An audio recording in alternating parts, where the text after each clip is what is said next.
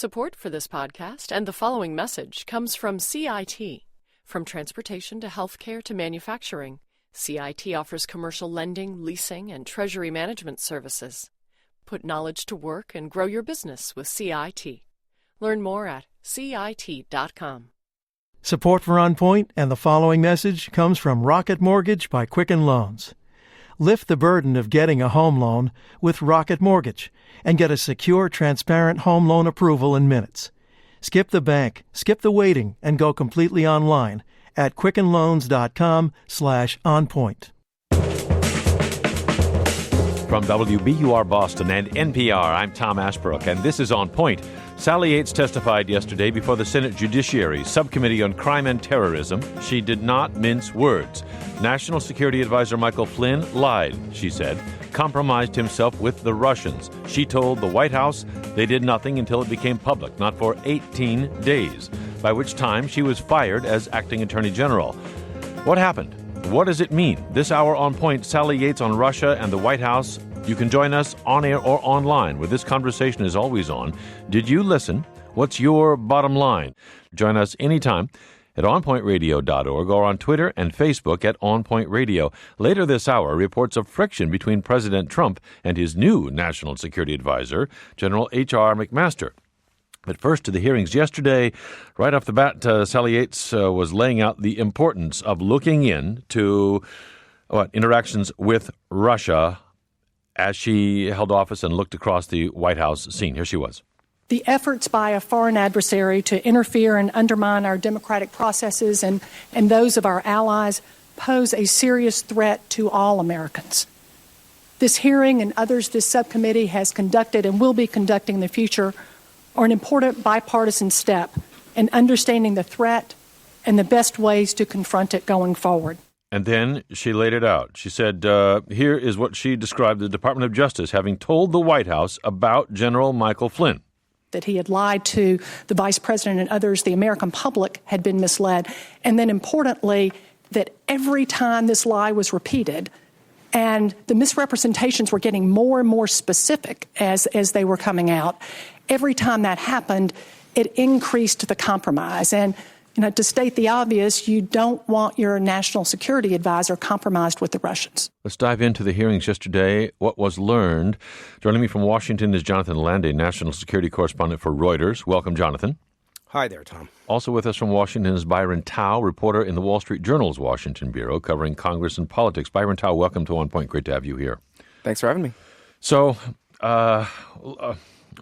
Jonathan, let's just start with you. It's hard to know, I think, for many Americans where we stand in this long process of figuring out what happened last year with the Russians and the election, and now the Flynn angle is there as well. Of course, he was involved in President Trump's campaign and then in his inner circle and then in his top security circle as National Security Advisor.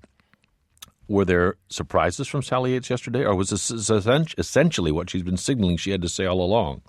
Well, we've been seeing reports that she was going to say what she said yesterday, and of course it has a lot more significance when she says it herself on the record, under oath, before a Senate subcommittee. I think what she did beyond that was raise new questions about who knew what in the White House. And the White House has got some splaining to do now, because if you look at the chronology of what happened, where she went on January 26th to go see the White House counsel, Don McGahn, to give him the warning about General Flynn being possibly compromised with the Russians. And then you look at, as I said, the chronology.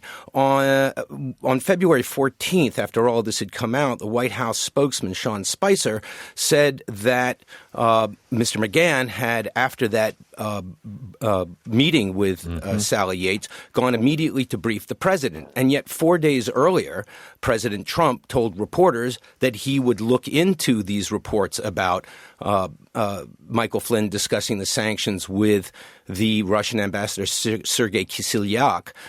In other words, was Mr. Spicer telling the truth?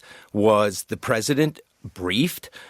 He feigned no knowledge of this particular incident. And so I think those are questions that Mr. Spicer will probably get hit with today. Byron Tao, how did this hearing fit into the larger process, if we can still call it that, of House and Senate committee investigations into the Russia connection during the campaign season. Was this the same committee that's leading that in the Senate or different? Yeah, that's a good question. So there are a couple things happening in Congress. First of all, the Senate and House Intelligence Committees are probing Russian interference in the 2016 election with the aim of writing a pretty definitive report on what exactly happened.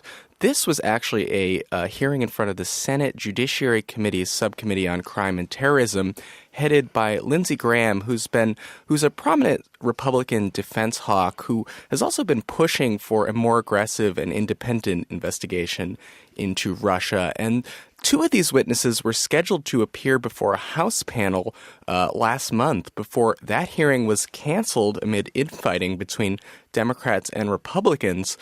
So it looks like Mr. Graham just went ahead and held it himself in front of his panel. Does that mean that he didn't have confidence in the main panel to take this into account, or that it's irrelevant to the election year investigation?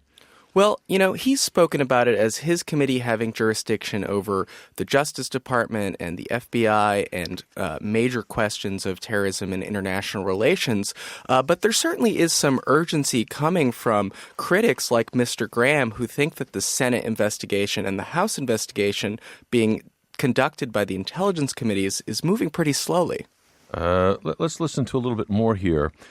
This was in her testimony yesterday, talking about how she reached out to the White House, the legal counsel there, about General Flynn. Finally, we told them that we were giving them all of this information so that they could take action, the action that they deemed appropriate. I remember that Mr. McGahn asked me whether or not General Flynn should be fired, and I told him that really wasn't our call, that was up to them, but that we were giving them this information so that they could take action. Did she think General Flynn should be fired? Of course, it was Sally Yates who was ultimately fired. Jonathan Landy, what about this gap, this wait? Is that just sort of the standard turning of wheels? It takes time? Or is the view that this didn't happen until this began to leak out into the public, something of which Republican senators made much of yesterday? I think the latter. The fact is that the acting attorney general, who was the chief law enforcement officer of the United States, went to see the president's top lawyer to warn him that the national security advisor, the man who advises him on national security and defense policies, could possibly be compromised by Russia, which, as we know, had, according to our intelligence community, not only sought to influence the U.S. election, but other elections in Europe, has been challenging the United States around the world, both in Syria and other places. And the question was, why was this man who possibly had been compromised, that the Russians had the ability to blackmail, allowed to stay on in the White House for 18 more days, during which time he was privy to the most sensitive discussions and national security issues that President Trump was being briefed on and was dealing with. And that also included a meeting with the Chinese president, talks with the Chinese president in Florida, during which a response to the latest North Korea missile test was discussed. There was the president's daily brief, intelligence briefing, which is one of the most sensitive and highly classified intelligence documents produced every day by the intelligence community. There were decisions, and there was a 1-hour phone call between Mr. Trump and Russian President Vladimir Putin, in which Mr. Flynn, former General Flynn, was present. There's a photograph of Trump and him and others other members of the inner circle in the Oval Office taking that call. And so that is really a major question. Why would a man who possibly would be compromised by the Russians allowed to have access to all of this during that 18-day period? And let's remember, this is the president's top security advisor. Sally Yates saying yesterday that it was clear that this wasn't just a hypothetical, that statements coming from Mike Pence and others were coming from what they'd learned from General Flynn, and that was problematic. Here she was. It was clear from the vice president and others that they were repeating what General Flynn had told them, and that this was a problem because not only did we believe that the Russians knew this, but that they likely had proof of this information. And that created a compromise situation, a situation where the national security advisor essentially could be blackmailed by the Russians. Byron Tao, how real is that? That's her presentation. What was the information that the Russians would have had, that they had and had proof of, that they could have used, hypothetically, to blackmail the NSC advisor?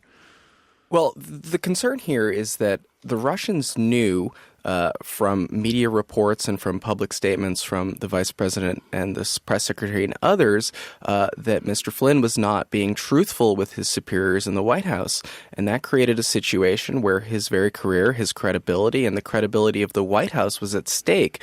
And this is a counterintelligence or intelligence technique that Russians have long been famous for using compromising information either subtly or overtly to manipulate foreign government officials into doing their bidding or passing along classified information or all manner of other activities. And so this is a very real concern. And it's also a concern that the National Security Advisor is not being truthful about parts of his account with his superiors. And it's also a concern about the White House's credibility. So, essentially you heard Sally Yates saying that she felt that she had to act here. How did she come across yesterday, Jonathan? I mean, this was an Obama appointment. Here she was serving under President Trump. She was in the full glare and spotlight yesterday, and some pretty tough questions. We'll hear some long exchanges with Ted Cruz and Senator Cornyn. But how did she come across in the witness chair? Professional, unflappable, and in fact, you're going to hear in that exchange with Senator Cruz how she actually dealt him as hard as he dealt her. And it was not even over the question of General Flynn, but over her response, her refusal to enforce President Trump's first immigration ban. So that goes to her posture toward the president, perhaps. Republicans looking to show distance there. Sally Yates saying, look, I'm focused on the law and the Constitution and the national security of the United States. That was my focus. She gave testimony yesterday before the Senate. Jonathan Landay with Reuters. Please stand by there in Washington. Byron Tao with the Wall Street Journal. It's great to have both of you here. I'm Tom Ashbrook. This is On Point. We'll be right back.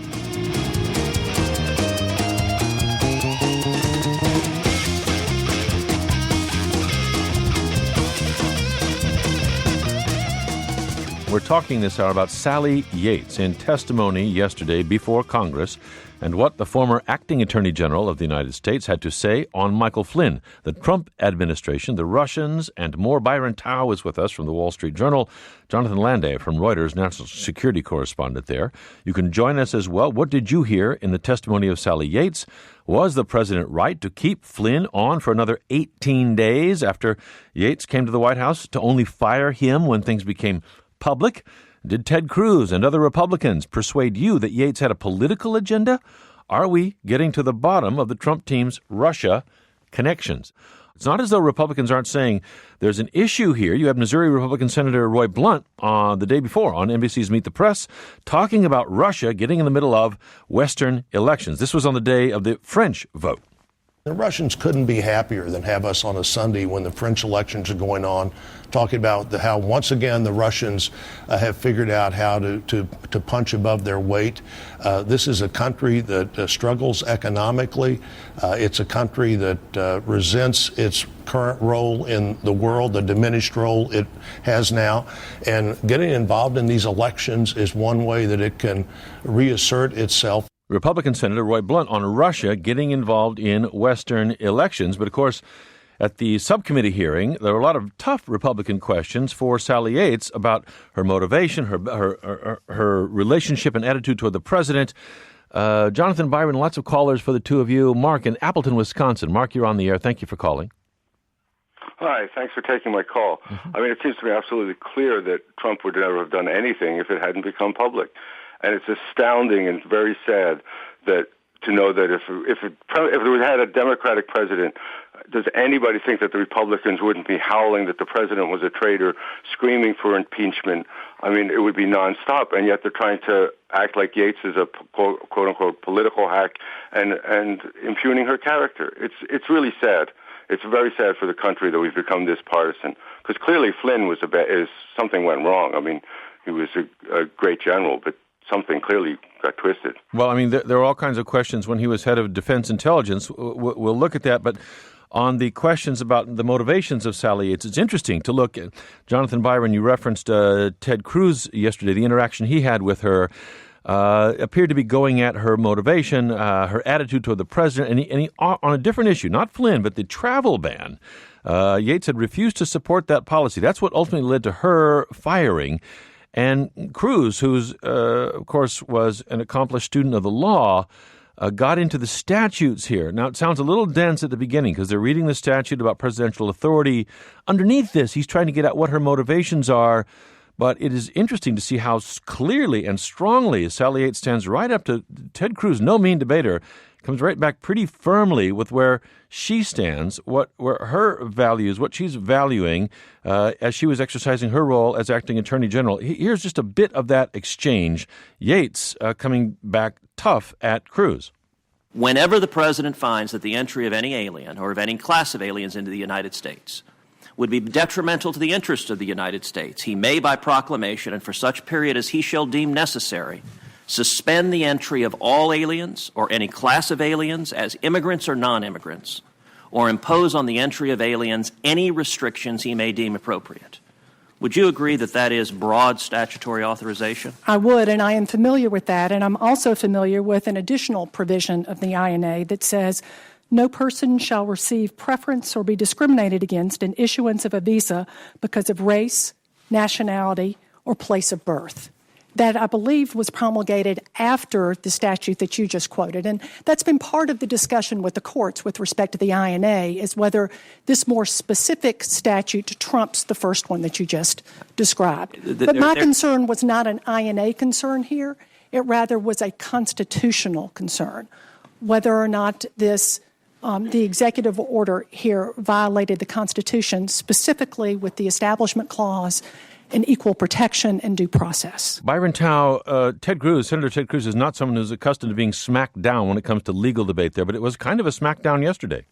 Yeah, so that was a great moment in the hearing, and that debate goes to the heart of the debate we're having as a country over what authority the president has over immigration and whether his executive order banning travel and visas from folks from 7 Muslim-majority countries violates the Constitution or existing immigration law. And you can clearly hear in that clip that Sally Yates was very well prepared, that she had thought through the position that ultimately got her fired from the Trump administration when she refused to enforce and defend that ban. And, that just goes to show that these hearings can sometimes produce moments of interesting drama and insight. And in this case, her preparation and her knowledge of the law produced a pretty good moment. Here's another one, a long exchange, but I think it's worth it. This was the Republican Senate Majority Whip, John Cornyn of Texas. And here he was pressing her on her decision to challenge President Trump's original travel ban. Remember, this is in the context of her challenging Michael Flynn and his veracity in office. Maybe this, again, going to challenging her motivation here. But Yates pushed back hard, saying she was upholding her promise in her role here to defy the president if he asked her to do something unlawful. I voted for your confirmation because I believe that you had a distinguished career. But I have to tell you that I find it enormously disappointing that you somehow vetoed the decision of the Office of Legal Counsel with regard to the lawfulness of the president's order and decided instead that you would countermand the executive order of the president of the United States because you happen to disagree with it as a policy matter. Well, it wasn't. I just have to say that. I appreciate that, Senator. And let me make one thing clear. It was not purely as a policy matter. And in fact, I remember my confirmation hearing in an exchange that I had with you and others of your colleagues where you specifically asked me in that hearing that if the president asked me to do something that was unlawful or unconstitutional, and one of your colleagues said, or even just that would reflect poorly on the Department of Justice, would I say no? And I looked at this. I made a determination that I believed that it was unlawful. I also thought that it was inconsistent with the principles of the Department of Justice. And I said no. And that's what I promised you I would do. And that's what I did. Wow, Jonathan Landy there again. She's just standing straight up here. Who is Sally Yates? Where's she come from? We hear that lilt of accent there. Is she a fellow Texan of John Cornyn or something else, Jonathan? Do you know? No, I believe she comes from Georgia. Georgia? Good. I believe that she joined the Justice Department there in the U.S. Attorney's Office and worked her way up to Deputy Attorney General and then took over as Acting Attorney General when President Trump was sworn into office. And it's interesting. There was clearly not all the Republican senators on the panel went after her the way that Senator Cornyn and Senator Cruz did. Clearly, I think to a lot of people seeking to try and undermine her veracity. But you had the chairman, Lindsey Graham, who quite clearly was focused on the Russia aspect. I should also point out that the other tact that other Republican senators on the panel took was to go after both her and, let's not forget, that the former director of national intelligence, James Clapper, was also on the panel, going after the two of them over leaks, over the so-called unmasking of American of people associated with Trump in monitoring operations of foreign intelligence monitoring operations. So it appeared to be that this has been a tack that many Republicans have taken since all of this broke out. And there are critics who will say that they are trying to detract attention or take attention away from the main issue, which was the Russian interference using a variety of means, hacking, fake news, et cetera, in the U.S. elections. A quick call, then I want to go to Kristen Welker of NBC at the White House. But Carol in New Orleans first. Carol, you're on the air. Thank you for calling. Hi, Tom. Hi, what do you see, Carol? I think that, I see Sally Yates made a clear and concise recollection of what happened, and she was methodical. I think any young person who has aspirations of being a lawyer needs to find out where she went to law school, because she knows her constitutional law, and I think this is one of the most outstanding testimonies I've ever heard, and she hit the nail on the head. How could this so-called president of ours allow this man with compromised integrity, with he's got Russian problems as well as Turkey issues, and he lets him sit on our national security meetings and high-level briefings? I mean, this is treason as far as I'm concerned. Well, I mean, she was clear and strong, but the word from the White House has been from the president himself is total hoax was his tweet when it comes to the Russia-Trump collusion story. Carol, I appreciate your call. Let's see what the White House is saying, thinking about all this. Kristen Welker joins us right now, White House correspondent for NBC News. Kristen, thanks very much for being with us today. Hi, Tom. It's great to be here. Thanks for having me. I'm looking at the one of the tweets from the president that came out after this testimony. The Russia-Trump collusion story is a total hoax. When will this taxpayer-funded charade end? What is the White House saying about the whole Flynn business? Is the president sorry that Flynn's gone? Is he sorry that he waited to get rid of him? Does he think it was just political? He did the right thing? Look, I think they know that they're under fire. I think they want this whole Flynn story to just go away, and that's why you saw the tweet that you mentioned from the president, Tom, but there was a whole tweet storm after Sally Yates testified yesterday, effectively saying this story is a hoax. Sally Yates didn't give any new information. Here's the bottom line. This story isn't going away. And I thought one of the main headlines yesterday is that Sally Yates contradicted the way in which Sean Spicer characterized the information that she initially gave to the White House counsel. And what I mean by that is that Sean Spicer, when he was asked about this several weeks ago, said that the White House was given a heads up by Sally Yates, that maybe they should look into Mike Flynn just to see if there had been any lines crossed. Well, Sally Yates said, look, she had 2 meetings with the White House counsel and a phone call in which she specifically said that Mike Flynn could be blackmailed by the Russians. So that's a lot. That's more than a heads up. Yeah. It's a lot more than a heads up. Sean Spicer is going to brief today. We're going to ask him about this. But, Tom, I just want to pinpoint something that you just mentioned, which is the question that the White House has to answer that they have yet to answer is why it took the president 18 days to fire Mike Flynn after they had this information. We still haven't gotten a clear answer about this, and until we do, this is a story that isn't going to go away for this administration. Does it look, Kristen, as though if it had not become public through the leaks that got so much attention yesterday, that General Flynn might still be sitting there as the national security advisor? So I'm glad that you asked this question, because the last time I had the chance to ask President Trump a question in a news conference, I asked him that. I said, did you fire him because this was exposed in the media?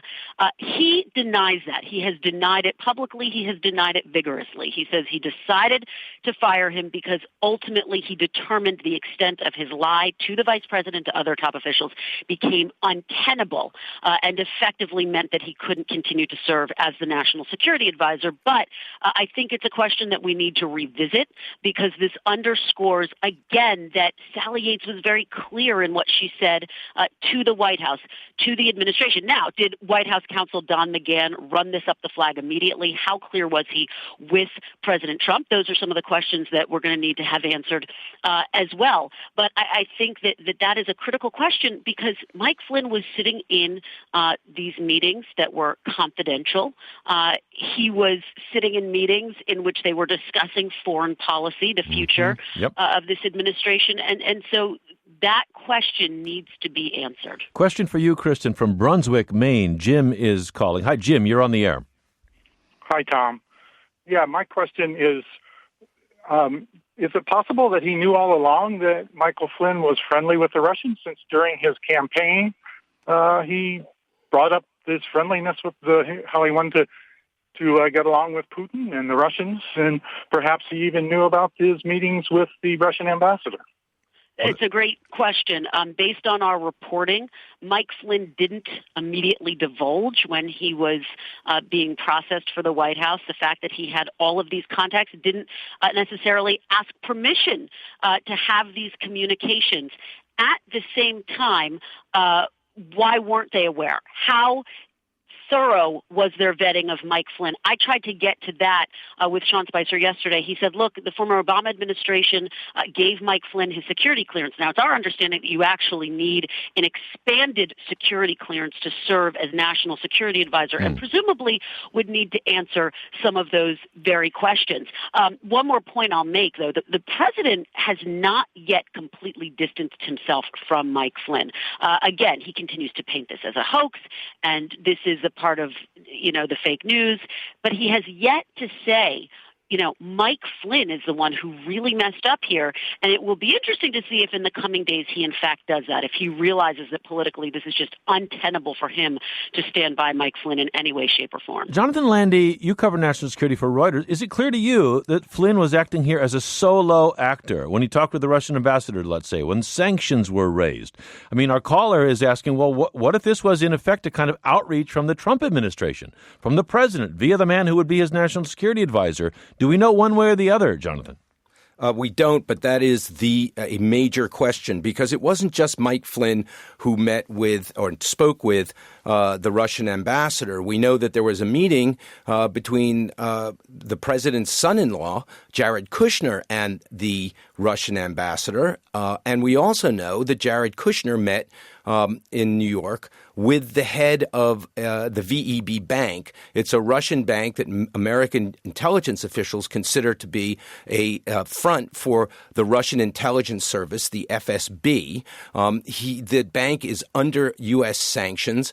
And not only that, but the chairman, the man with whom Mr. Kushner met, is a former Russian intelligence officer himself, who was posted to that position by President Putin. One more point. The VEB Bank has been implicated in a U.S. espionage operation. One of its top officials in New York was prosecuted as an illegal, what the Russians call an illegal, which is a undercover intelligence officer, and was sentenced to 30 months in prison, I believe, and was just recently released and allowed to go back to Russia. So there's a lot of these questions about surrounding this, but one of the main questions is, given all of this, what did President Trump know, and when did he know it? Kristen Welker, we just got you for another few seconds. Does the White House think it's winning here, sort of sandbagging, ridiculing, calling all this attention a hoax, the question's a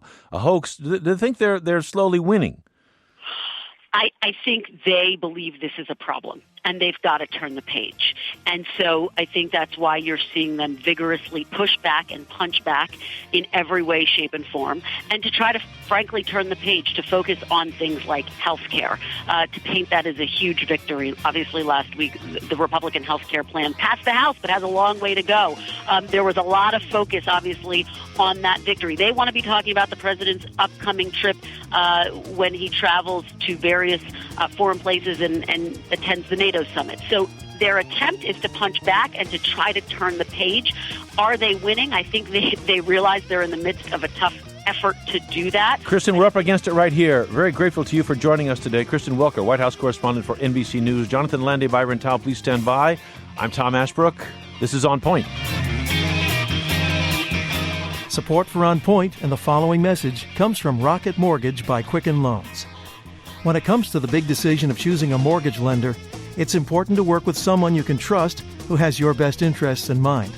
With Rocket Mortgage, you get a transparent online process that gives you the confidence you need to make an informed decision. Skip the bank, skip the waiting, and go completely online at quickenloans.com/onpoint. Equal housing lender, licensed in all 50 states. NMLSconsumeraccess.org, number 3030. I'm Tom Ashbrook. This is On Point. We're talking about Sally Yates' testimony yesterday before the U.S. Senate, the subcommittee on crime and terrorism of the Judiciary Subcommittee. Byron Tao is with us from the Wall Street Journal covering Congress. Jonathan Landay's here, national security correspondent for Reuters. You can join us. Are we getting to the bottom of the Trump team's Russia connections, whatever they may be? Do the answers matter to you? And who's going to get the whole story out there so we can be done with this or prepared to deal with it more effectively the next time? Before this hour's over, we will look at new tensions being reported between the president and his new national security advisor, General H.R. McMaster. But we're looking at the testimony yesterday. It wasn't just Sally Yates. James Clapper was there. He was the former director of national intelligence. He said Russia tried to influence the outcome of the 2016 election in favor of President Trump. The intelligence community assessment concluded, first, that President Putin directed an influence campaign to erode the faith and confidence of the American people in our presidential election process. Second, that he did so to demean Secretary Clinton. And third, that he sought to advantage Mr. Trump. Okay, there we are. Here we stand. Lisa in Savannah, Georgia. Lisa, what do you see? Hi, Tom. First, I want to say that here in Georgia, we would really love to have Sally Yates run for governor. She would be just phenomenal. But my question is that there's more and more obvious evidence about these types of problems with the Trump administration and Russia, and there's been calls for nonpartisan investigations, which keeps getting shot down.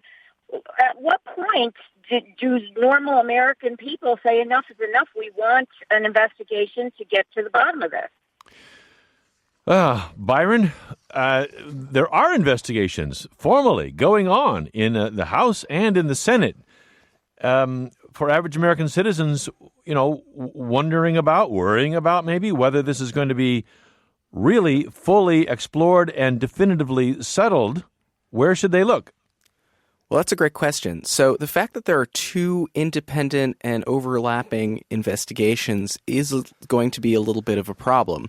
They're operating on their own timeline. There are different characters involved. It's a different body of each house of Congress that's doing this. And on top of that, the FBI is conducting its own investigation into alleged collusion, or whether there was any collusion between Trump campaign officials or associates of Mr. Trump and Russia. So there are a couple of threads going on right now, and it's unclear when any of these will be resolved. At some point, the question you have to ask yourself is, when will congressional leaders decide that the constant drumbeat of news coming out of these investigations is interfering in their ability to get legislative business done, and just toss this to a sort of 9/11 style independent commission or a Watergate independent style congressional committee that can get to the bottom of this? And I don't think we know the answer to it, but it certainly remains a possibility, even as congressional leaders have been kind of skeptical about it. Be good to have it settled. I mean, we've got other things to pay attention to. On the other hand, if this just fizzles out and the next thing you know, it's 2020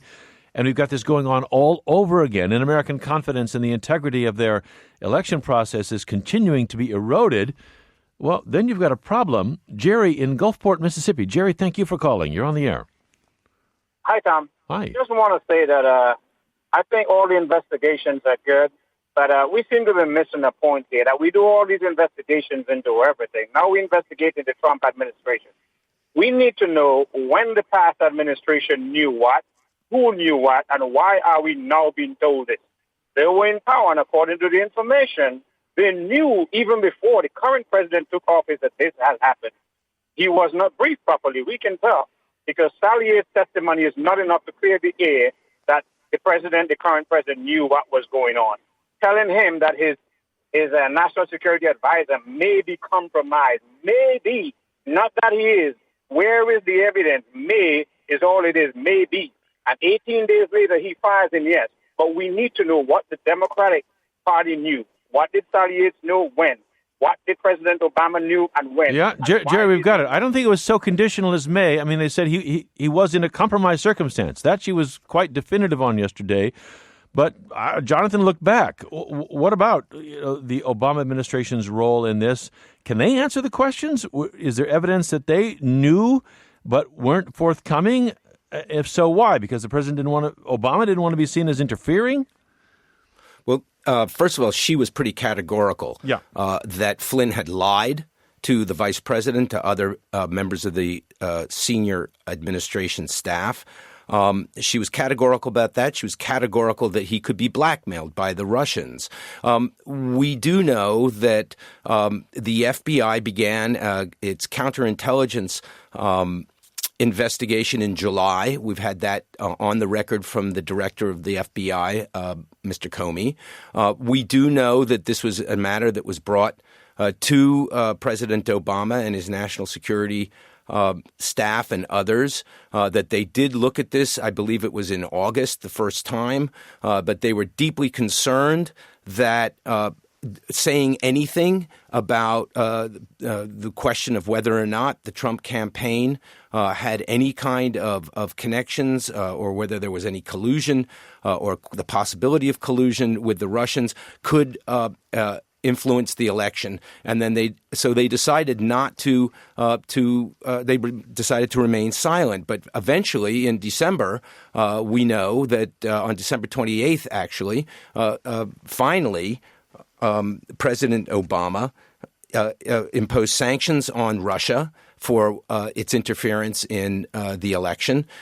He threw out more than 30 suspected or Russian intelligence officers, and I've been told that that decision was was really prompted. What finally was the final nail in all of this for the president and for his national security advisor Susan Rice was the fact that President-elect Trump was harshly criticizing the U.S. intelligence community. Let's not forget he accused them of being Nazis, and that was a final straw that finally got them to move on this. One more quick call. David in Bradenton, Florida. David, thank you for calling. You're on the air.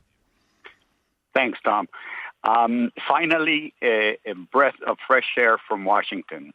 Somebody with a good moral compass and willing to stand as an individual to anybody there. The rest of the people in Washington seem like sheep.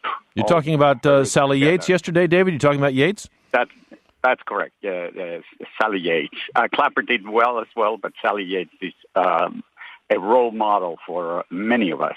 David, I appreciate your call. Byron Tao, what's your sense of where this goes? You have a critical mass here headed toward busting this open or fizzling out over time?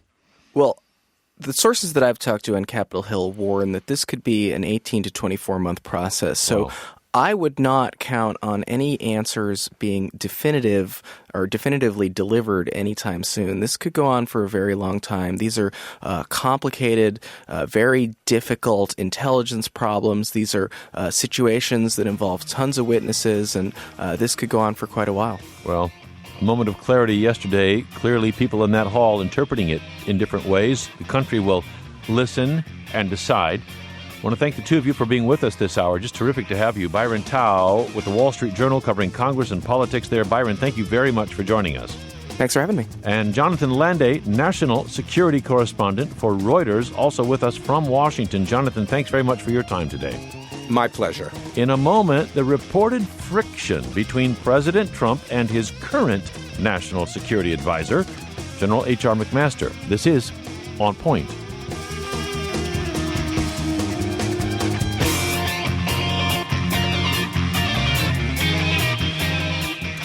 So after all that, Michael Flynn is out and General H.R. McMaster is in as National Security Advisor. President Trump said Sunday he could not be happier with his new advisor. He's doing a terrific job, he said.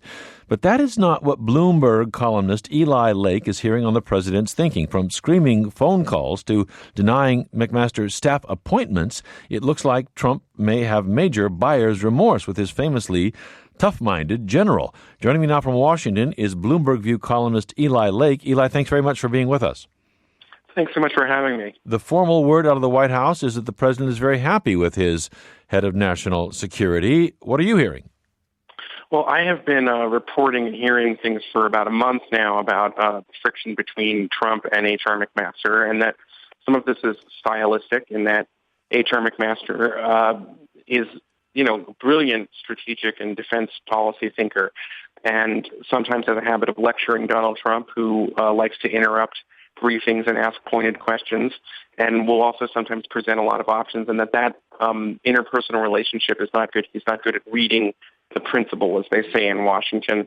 But there are also some substantive issues. Steve Bannon, the senior strategist for the White House, and the faction of the White House that's loyal to him, is very concerned that McMaster wants to basically commit the U.S. to more nation building in Afghanistan, Syria, and Iraq, and other places in the big war, and that Trump in many ways campaigned against those sorts of things with his famous America First slogan. And finally, there's an issue of personnel. And you touched on that. But, for example, McMaster has wanted to bring in General Waddell, who to be his deputy, someone he knew, in his tours of Iraq, and Reince Priebus has blocked that because he did not clear it with other senior White House officials, and McMaster sort of says, "I'm in charge of hiring and firing." And earlier there was an incident where a list of names of Obama holdovers at the National Security Council who were suspected of leaking, that very much Trump and Bannon and others wanted McMaster to fire. And McMaster refused, basically saying, "I'm in charge of my own ship, and I will make these decisions myself." And I think that's another source of friction. You write about a moment in which the president was reportedly livid over McMaster communicating with South Korea, his South Korean counterpart. What was that about? Well, if you remember, in one of the interviews, President Trump had said that he expected the South Koreans to pay for a missile defense system known as THAAD. And in a phone call to the National Security Advisor for the South Koreans, McMaster assured that, no, the policy has not changed. We will continue to pay for that system. And when Trump read about this in the Wall Street Journal, he, according to my sources, screamed at McMaster on a phone call. And there were other people who were kind of in earshot of that on the speaker, including his staff, and that's sort of dressing him down in front of McMaster's staff is a way of emasculating him. You write about him complaining in briefings in front of the National Security Advisor about the general undermining my policy. That's right. And I think sometimes Trump does have a tendency to be sharp in private and to sort of treat, his senior advisors and play them off of each other. And he certainly does that. And it wouldn't surprise me because, the president is fairly mercurial if he suddenly loves him. And he gave me the statement for my column saying that he absolutely was very happy with him and, couldn't be happier. And, he's doing a terrific job. But I think that at the same time, there is really a tension there in the sense that, it goes back a little bit to McMaster's own great academic work, which he wrote about the Vietnam War. And his big critique was that he believed that the generals at the time should not have let American presidents continue to escalate in an endless war there. And in that sense, there's a sense that McMaster believes that, the military leadership has an obligation in some ways to push back against the political leadership, whereas I think Trump says, I'm the boss. don't undermine me. You don't manage me, I manage you. And that, I think, has created, according to many of my sources, I've been, as I said, reporting this for a month, a real tense dynamic between the two. Is the general effectively sidelined at this point? The president met over the weekend with Australia's prime minister. Australia, a very important strategic ally in the Pacific, especially these days with the tensions in North Korea, China. But was McMaster there? No, he was not. It was the outgoing Deputy National Security Advisor, K.T. McFarland, who was brought in with Mike Flynn, who we were talking about in the earlier segment. I would say it's too soon to say that McMaster is sidelined. Today, he's briefing the president on an important new Afghanistan war plan. He has briefed the president, I think, on Monday with regards to new policies, in terms of Syria and our support for the Kurdish fighters there. So it's too soon to say that McMaster is sidelined. He still has access to the president, but there have been times when the president declined to have McMaster brief him before press interviews. And I've heard other examples of when, there have been meetings in the inner circle and McMaster hasn't been there, but that's not necessarily unusual. I think it's too soon, though, to say that he is sidelined, but it's well known within the National Security Cabinet and the government, at the highest levels that, McMaster and Trump have this tension. And, I think there were a lot of reporters who were kind of picking up pieces of it, and I was happy to be the first one out with it. The Trump people gave you a statement saying he couldn't be happier with the general, and you remind us, though, that Kellyanne Conway has said the same thing about Flynn only a few hours before he was forced to resign. General McMaster is a very particular figure in Washington. What would it signal if he ultimately fell out with this president, or this president washed his hands of him? What would that signal, Eli? I think that Trump has been able to purchase a lot of legitimacy for his foreign policy, in no small part because of H.R. McMaster, but also, I think James Mattis contributes to that, Mike Pompeo at CIA, Rex Tillerson at the State Department. All of these are seen as pretty seasoned and establishment figures. McMaster, I do think brings this level of legitimacy to the Trump foreign policy. If he was to be, let go, I think that there would be a bit of a political problem if he was not replaced with another similar kind of establishment figure, if that makes any sense. So in that respect, I do think that there is a sense that, you can't just keep going for national security advisors. They're extremely important for making sure the process of, the most important job of a president is going to be running smoothly. And on that point, which is just sort of the issues of strategy and making the trains run on time inside the government and getting the right people involved in policymaking, McMaster's critics even say he's done a very good job. It's the interpersonal relationship with Trump, and it's a perception, I think, from Trump that McMaster is somehow managing him, which, has caused this friction. Fascinating. We will watch. We appreciate your reporting. Eli Lake, columnist at Bloomberg View. Eli, thank you very much for being with us.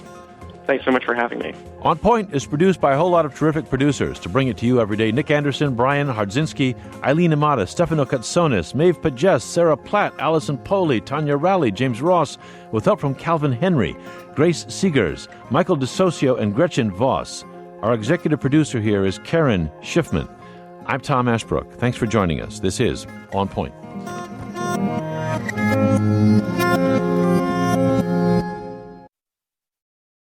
Support for this podcast and the following message comes from CIT. From transportation to healthcare to manufacturing, CIT offers commercial lending, leasing, and treasury management services. Put knowledge to work and grow your business with CIT. Learn more at CIT.com. Support for On Point and the following message comes from Rocket Mortgage by Quicken Loans. Lift the burden of getting a home loan with Rocket Mortgage and get a secure, transparent home loan approval in minutes. Skip the bank, skip the waiting, and go completely online at quickenloans.com/onpoint. From WBUR Boston and NPR, I'm Tom Ashbrook, and this is On Point. This old world is undergoing a heck of a lot of change. That we can all pretty much agree on. But if you are a conservative Christian of Ron Dreher's stripe, too much of that change is in the wrong direction. He sees capitalism and consumerism run amok, community breaking down. He sees an anything-goes morality, effectively the law of the land, and a society with little tolerance, he says, for Christians like him. His solution?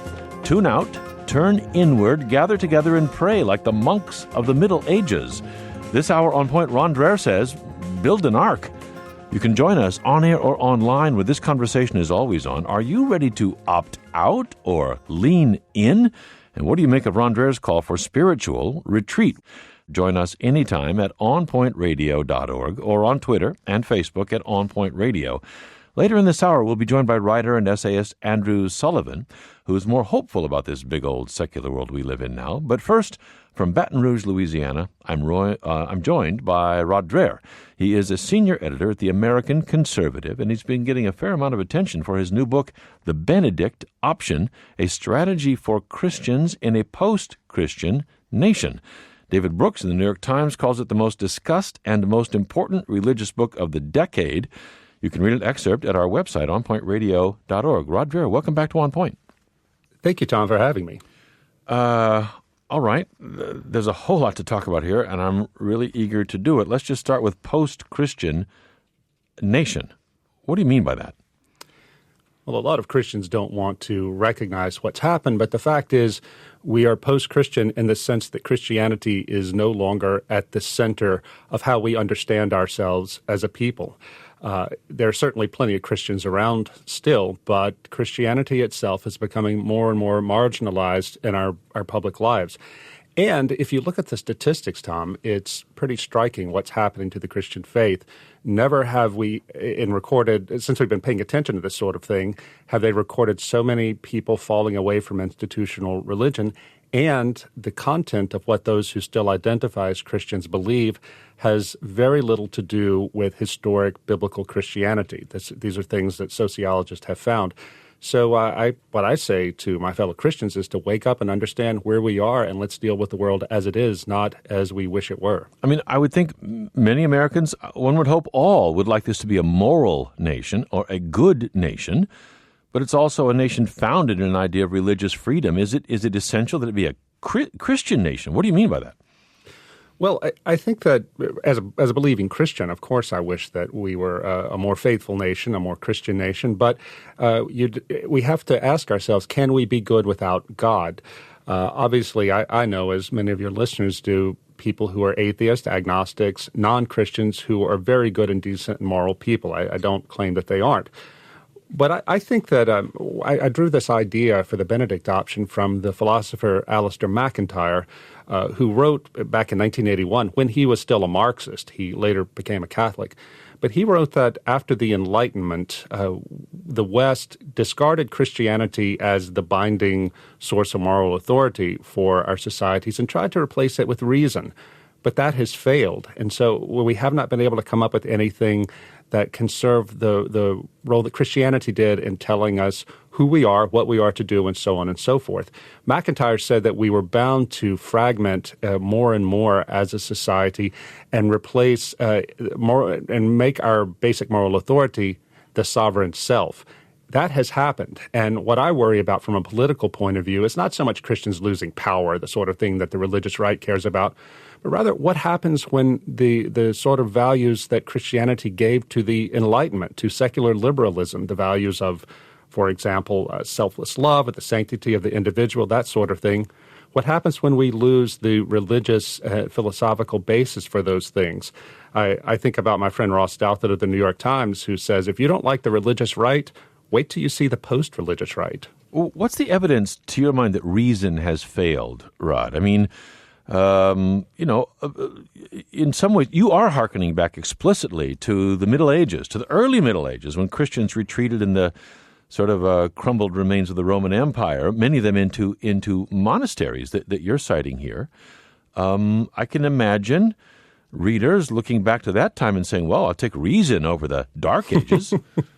Yeah, well, I mean, look, there was no such thing as a utopia, and we cannot today in the 21st century unsee what we've seen and unlearn what we've learned. There's a reason I call this book A Strategy for Christians in a Post-Christian Nation, because we in the West have gone through Christianity, unlike St. Benedict and the monks of the early Middle Ages, who were living in a place and a time where Christianity had not yet come to dominate. I think, look, we have to fall back on reason, but as McIntyre said, and I think he's right about this, when you lack a common source of authority, it's very hard to use reason to get to the truth when people can't even agree on what the basic truths are. So what happens is a discussion that in the past might have been about reason is now about just asserting different and irreconcilable truth claims. And look, I remember years ago getting into an argument with a fellow Catholic. I'm now Eastern Orthodox. I used to be Catholic back in the day. And we were arguing about same-sex marriage. And we were arguing as Catholics to each other, and I was using the catechism to try to make the traditional claim for what Catholics teach about same-sex marriage. My friend did not buy any of this as a moral authority for himself. I said, but wait, you're Catholic. You're supposed to agree with this. He didn't believe that was true. So if two Catholics who are both white, middle-aged Republicans can't even agree, what hope is there for all of us? I want to come back and look at that, but the title of the book is The Benedict Option, A Strategy for Christians in a Post-Christian Nation. Might be helpful to go back, and you put a lot of stock here in the example of Saint Benedict. This is 6th century father of Western monasticism. Take us back to his story and what you draw from it, Rod. Well, Benedict was a Christian layman, a young man who was sent down from his hometown of Norcia, called Nursia back then, high in the mountains of Umbria, to the city of Rome to complete his education. This was around the year 500. The Western Roman Empire had fallen. Rome was governed by barbarians then. And so Benedict gets there, and he's just shocked by the chaos and the immorality and the decadence all around him. He lights out for the woods outside of Rome, lives in a cave for 3 years, prays, asks for direction, and when he comes out, he has a reputation for holiness. What he ended up doing was founding 12 or 13 monasteries and writing what we now know today as the Rule of St. Benedict. It was a guidebook for how to run a monastery. And he died in 547, not knowing what kind of effect his little rule would have on Western history. What happened throughout the next 2 or 3 centuries is those monks spread throughout Western Europe, which was a pretty lawless place governed by barbarians in the wake of Rome. They maintained the faith in their monasteries. They spread the faith. They taught people, peasants, how to live, not only how to pray, but also how to garden and do things that they had forgotten after Rome fell. And so what they ended up doing was laying the groundwork for the rebirth of civilization in the West. What I say today, in calling for the Benedict option, is that we Christians living in the 21st century need to realize, as Alistair McIntyre said, and as Pope Benedict XVI has said, that we're living in a time a lot like the fall of Rome. And I think we need to return to more disciplined practices, more traditional Christian practices, so we can maintain the faith throughout this dark age that's now upon us. Exactly how, Rod? You're not talking about monasteries in the hills. I mean, you might include those, but it's more broad than that.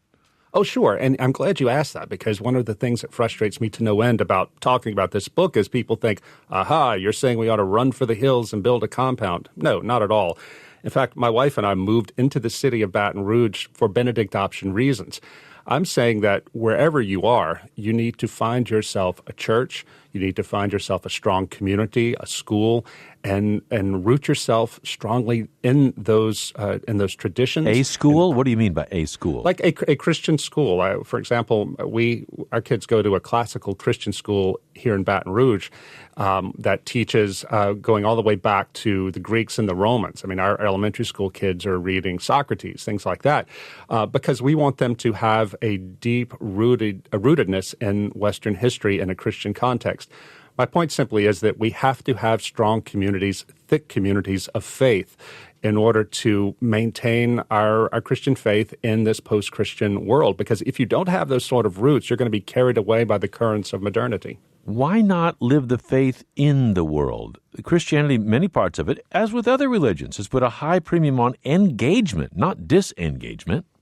All right. Well, I do believe that we have to engage the world, Tom, but what we have to do, if we are going to engage the world faithfully as believing Christians in this time, then we have to spend a certain amount of time away from the world in contemplation, in prayer, in scripture study, and in building up ourselves as believers, so when we go out into the public square in a post-Christian age, we can be faithful. This is what the monks in Norcia today, in St. Benedict's hometown, there's a monastery there, I asked them about this very issue, and they said, look, as monks, we can't be for the world, the pilgrims who come here seeking spiritual counsel. We can't be what we're supposed to be for them if we keep the door open all the time. We have to have our time away for prayer and contemplation. It's the same thing for Christians who live in the world. We lay Christians don't have a monastic vocation, but if we don't spend some reasonable time away from the world in quietness and contemplation and fellowship, we're going to be worthless when we go out to try to represent Christ to the world. It sounds like a deliberate call for, in some significant degree, retreat. It's a strategic retreat, Tom, because I believe that if we continue to live as if these were normal times, we're going to see our Christianity leached away from us. It's just going to erode. This is what's happening. So I say that if we are going to be Christians in the modern world, we're going to have to step back from that world and from the power of popular culture right now. Wow. Rod Dreher writing, the idea is that serious Christian conservatives can no longer live business as usual lives in America, that we have to develop creative communal solutions to help us hold on to our faith and our values in a world growing ever more hostile to them. We would have to choose to make a decisive leap into a truly countercultural way of living. And he goes on, or we would doom our children and our children's children to assimilation. There's so much to ask about here, including, lots of Americans not Christian at all, looking to live moral lives. What it says to and for them. Rod Dreher's new book is The Benedict Option, A Strategy for Christians in a Post-Christian Nation. Rod, stand by. I'm Tom Ashbrook. This is On Point. We'll be right back.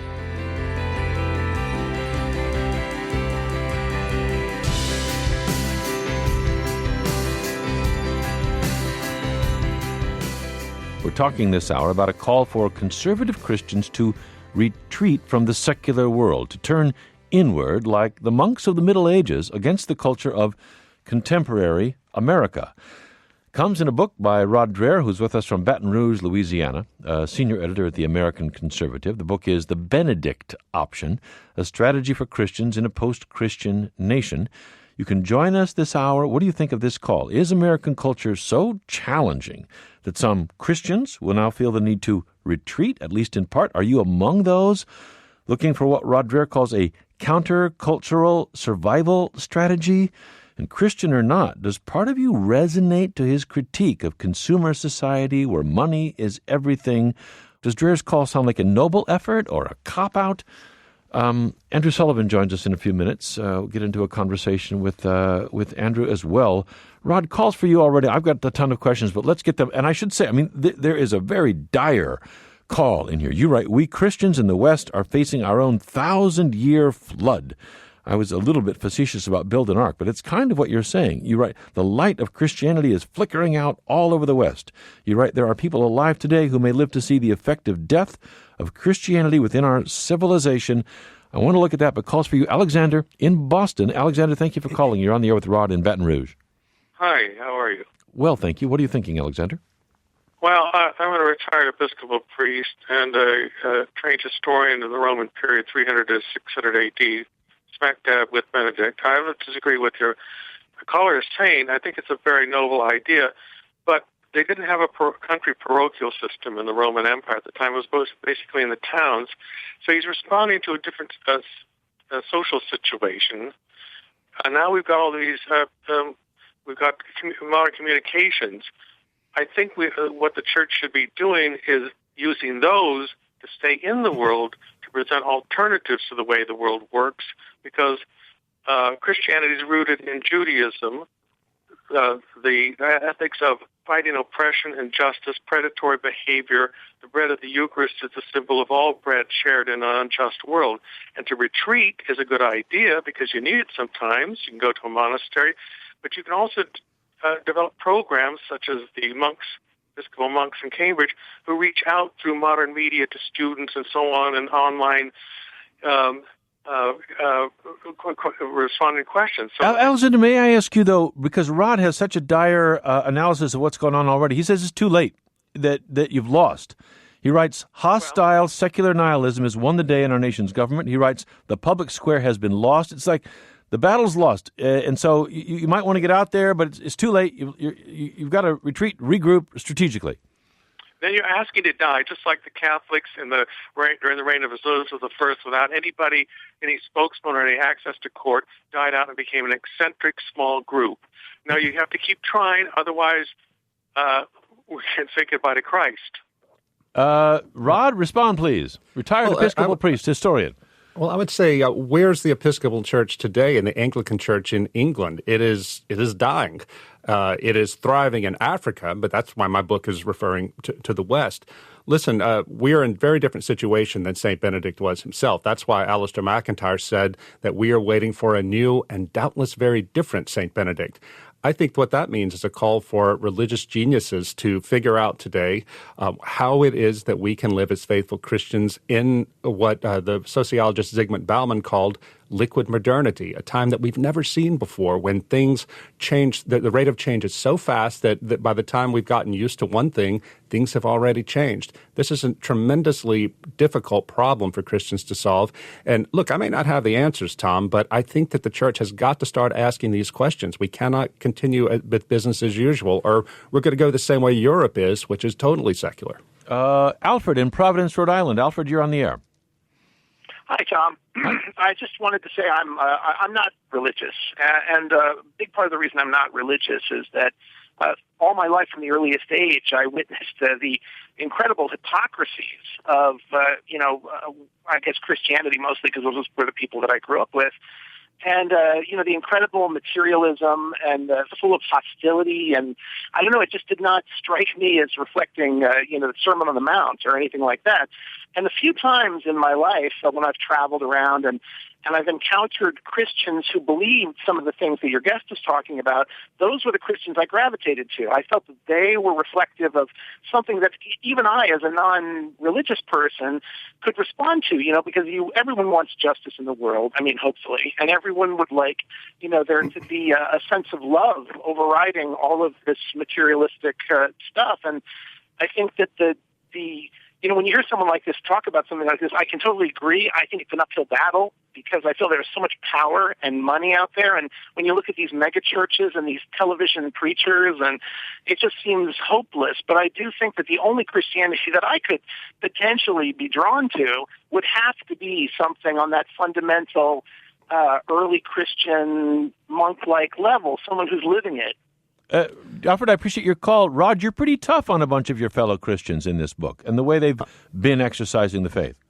Oh, that's true. And look, I can be as guilty of this as anybody else. When I was younger in my Christian walk in the 90s and early 2000s, I was a pretty arrogant conservative Christian. I was a very political Christian.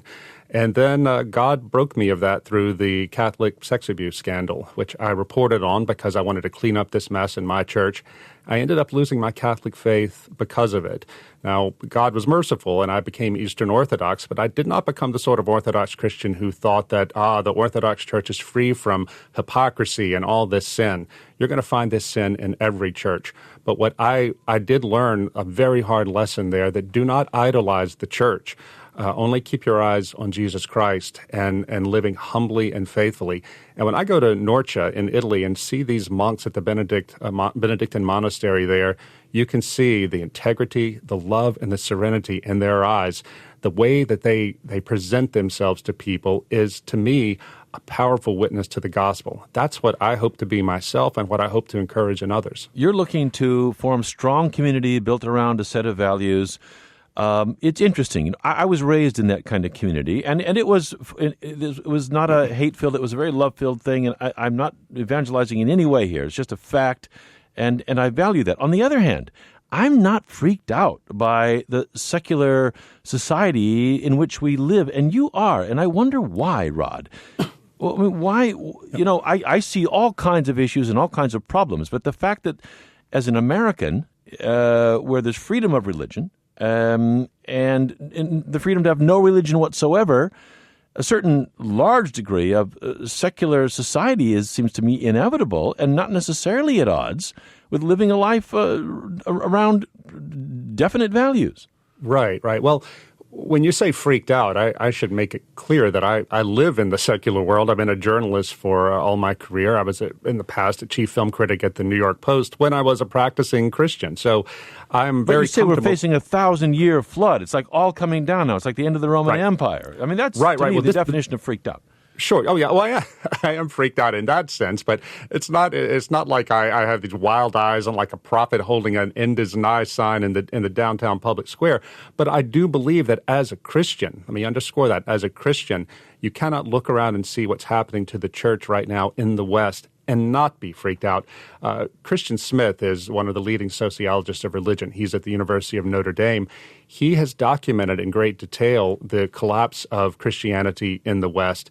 One of the things he found in one of his recent surveys is that young people, 18 to 24, who identify as Christians, 60% of them say they have no problem at all with consumerism and materialism. 31% say, yeah, this might be a problem, but I can't do anything about it, so what's the big deal? Only 9% saw that their Christian beliefs stand in opposition to consumerism and materialism. This is a catastrophic failure on the part of the church. Secular society is not doing this to us. We're doing this to ourselves. I can roll with you on materialism and consumerism, and they're downside in many ways. I get hung up. You are very much focused as well on gay rights and gay marriage. And you call those, I think, somewhere in here, a Waterloo for religious conservatism.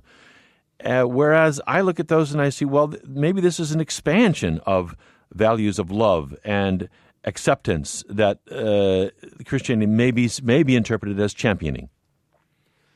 Right. Well, from a conservative Christian point of view, there's no way to reconcile sexual liberty of any modern sort, heterosexual or homosexual, with the Christian gospel. It just can't be done. And I think that in our contemporary situation, when you have, after Obergefell, when you have opposition... This is a Supreme Court decision sanctioning gay marriage. That's right. Well, in fact, before Obergefell, we had the Indiana Religious Freedom Restoration Act debacle in the state of Indiana when the state legislature tried to pass a state version of the federal RFRA and got its head handed to it by big business, by major corporations who threatened a boycott of the state if this thing passed. This was the first time that big business had taken sides in the culture war, and they came down in a very big way against conservative Christians and our view of religious liberty. So every gay or lesbian American would have to bow to your understanding of what's right there for you to feel that you could be living a sanctified life?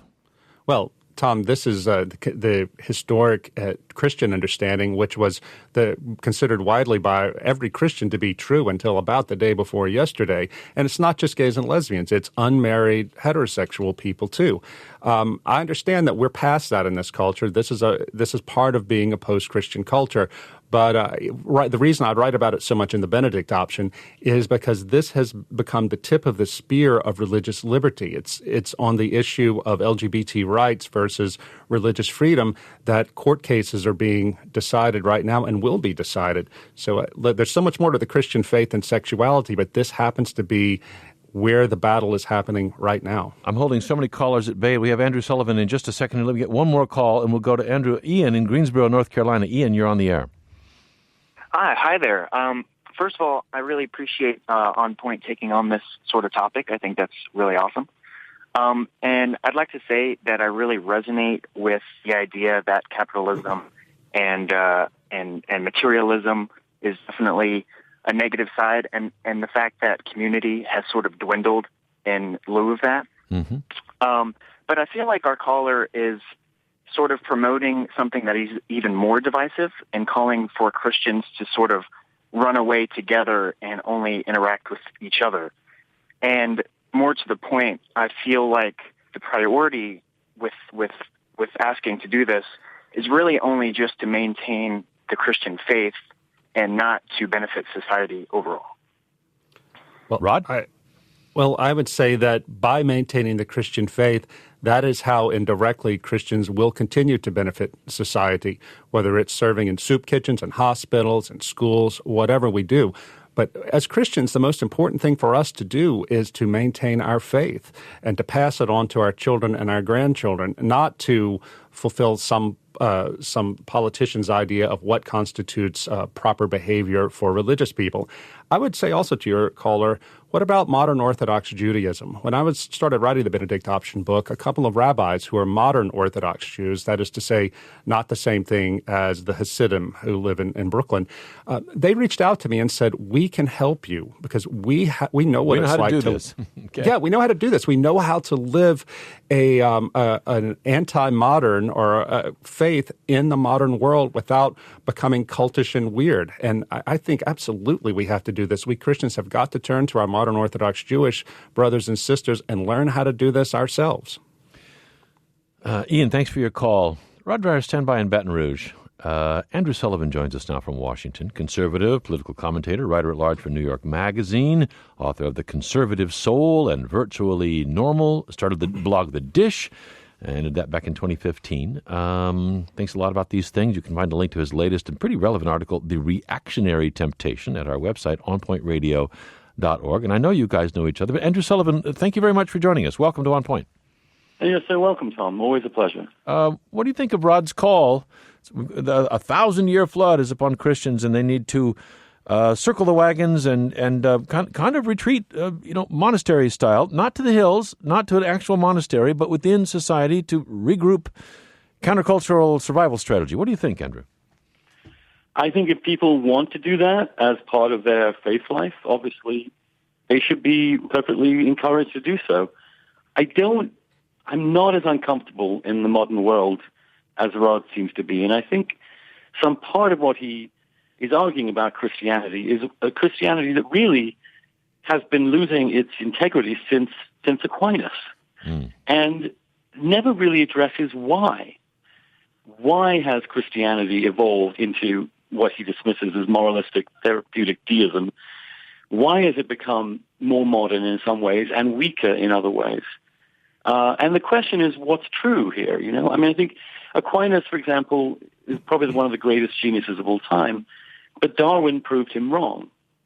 The scripture are some of the most extraordinary statements you can read about life, but we know now, in ways we didn't before, that they are imperfectly created, that they were copied, that there are lots of errors, and that they're only a brief glimpse into what this person Jesus was.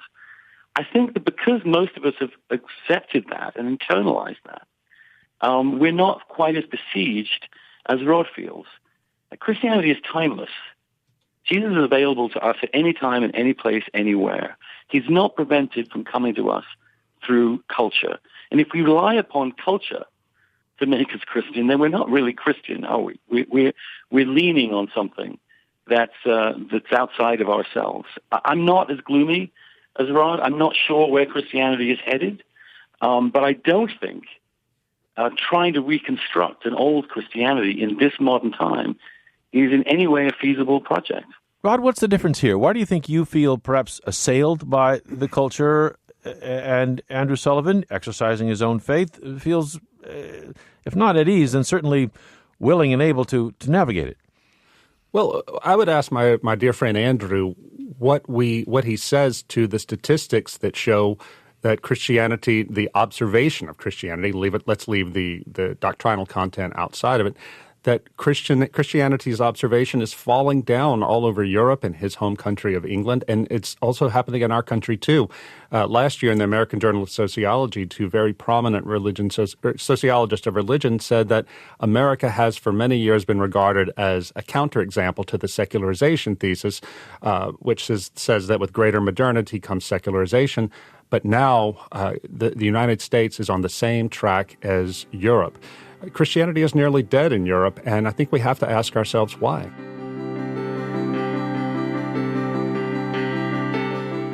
Support for On Point and the following message comes from Rocket Mortgage by Quicken Loans.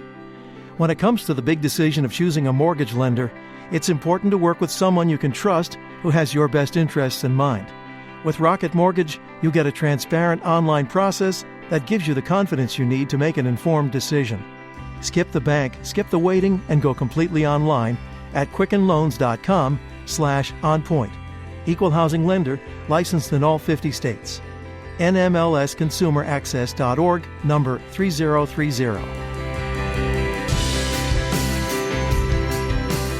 I'm Tom Ashbrook. This is On Point.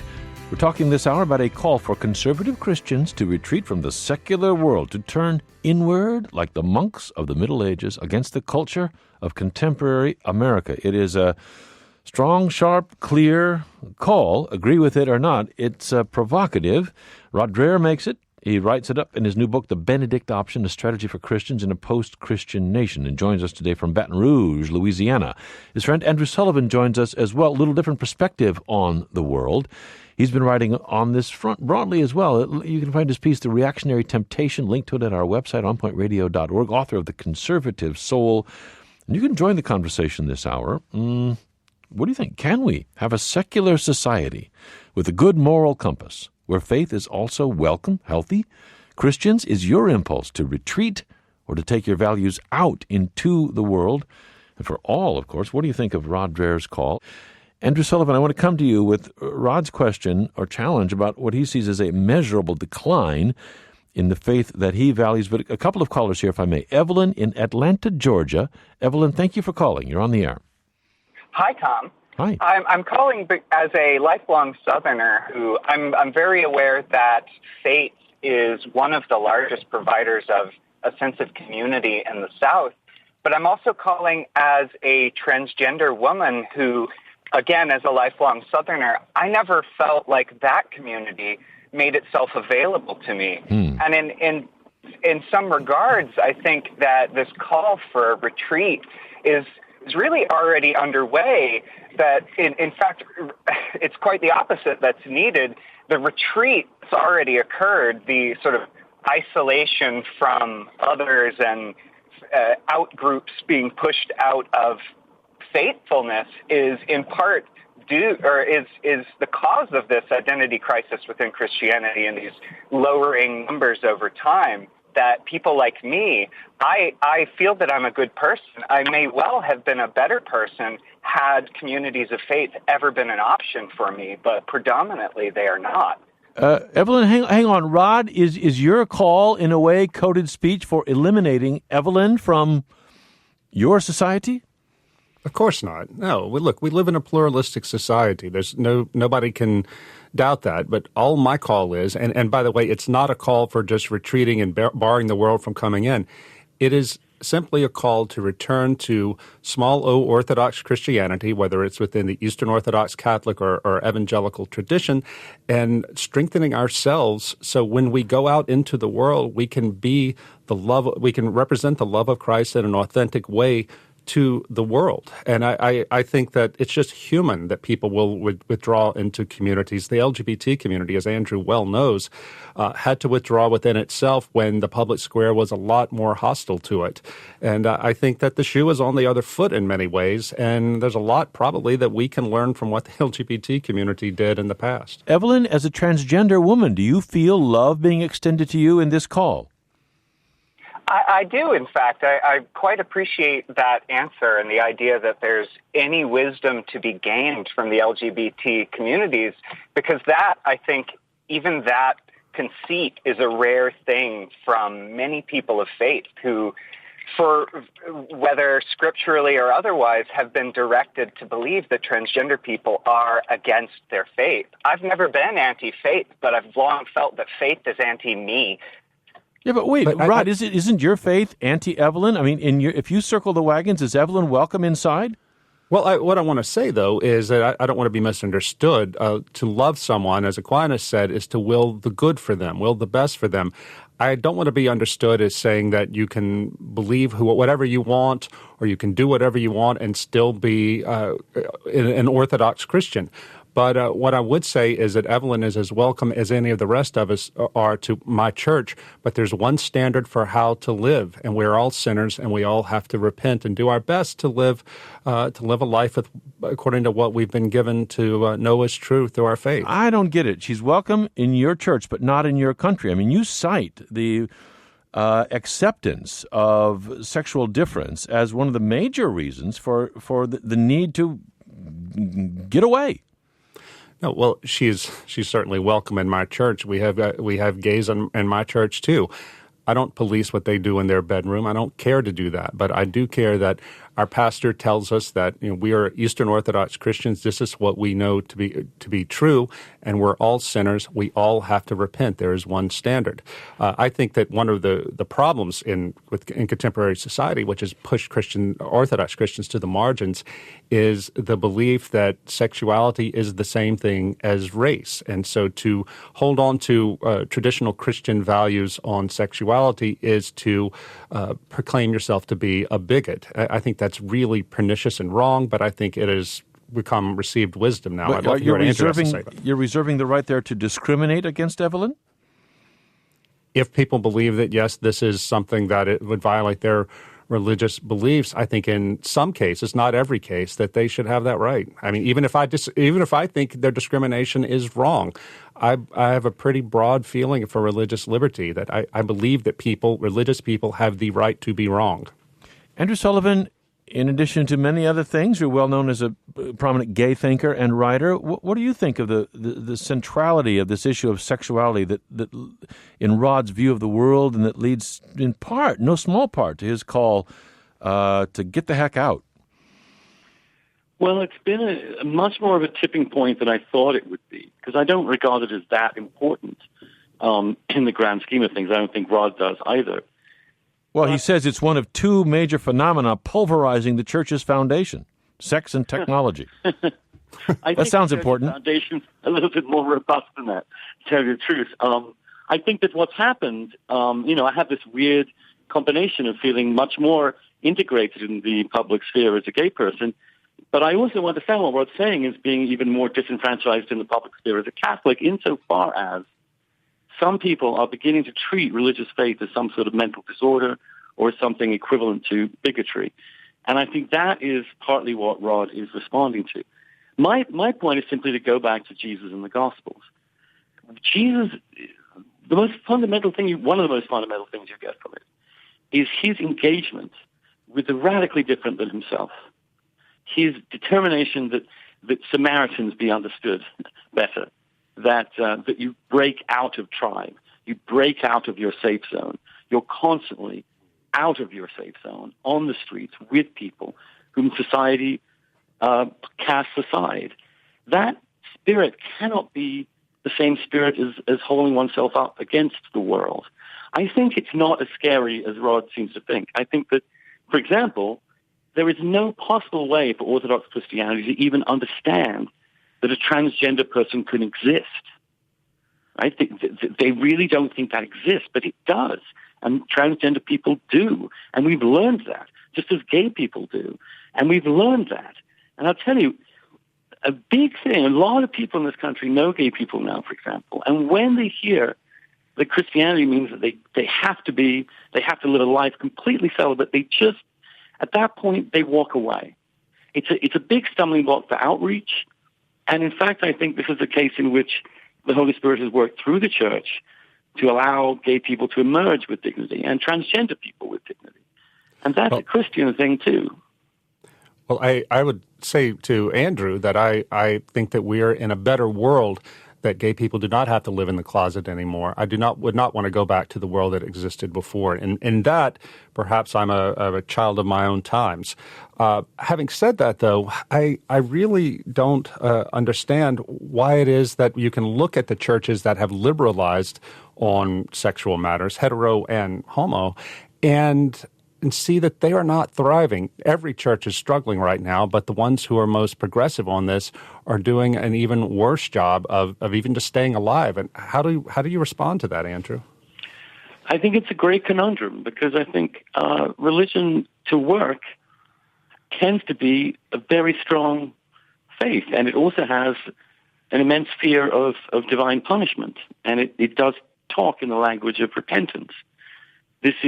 These most successful, if you define success by numbers, then yes, it does seem as if more fundamentalist forms of religion have much more traction and longevity, because they somehow appeal more deeply psychologically to the human being and allows them to really be more at home by giving up themselves totally to a different kind of truth. The trouble is that so many others understand the spirit of the Gospels, do not still subscribe to, many of these ideas about the world that were essentially created in the Middle Ages and still want to live life as close to Christ as they possibly can. And I think Christianity is reinventing itself. How do you, Andrew, if I may, how do you square your relative ease with contemporary culture with what Rod cites as the measurable decline, quantitative decline of church presence, weight, attendance, name however you like? I just think that we live where we live, and the church is where it is at this point. And to take the clear example, the Benedict option has been tried, for example, in the Catholic Church. The entire pontificates of John Paul II and Benedict XVI were attempts to retrench, to cut off, to intensify, in many cases to shrink the church in order to purify it. And that didn't work either. Europe's faith did not exactly rebound under that strategy, as Benedict and Ratzinger, when he was Ratzinger, pledged it would be. So something deeper going on here. But I think the attempt to just ratchet back the old and try and make it stick, to pull those old levers, which aren't connected to anything anymore in people's minds, that's not going to make Christianity successful. It's not going to bring the Gospels to more people. I think it's going to alienate more people. But I understand why modernity is awful. For many people want to live in a world where everything makes sense, when everybody agrees that the same thing makes sense, when we have this unifying truth. Yeah, but we don't live there. We can't bring it back. It's gone forever.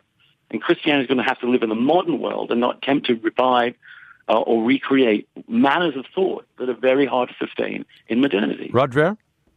Well, I would remind Andrew that Father Ratzinger said that the church would lose all its worldly power, would lose its riches, would be reduced to a small mustard seed of really convinced believers, and out of that would come the rebirth of Christianity in the West.